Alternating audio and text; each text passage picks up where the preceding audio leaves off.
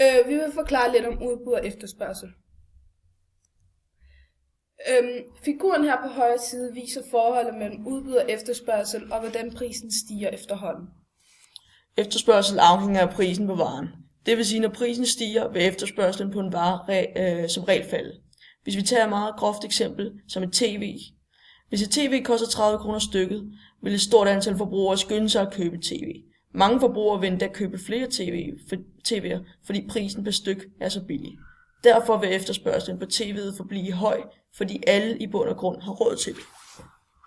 Derimod, hvis prisen på tv er 300.000 kroner per styk, vil efterspørgselen på et tv ikke være så høj, fordi det kun er de velhavende, som vil have råd til at købe det.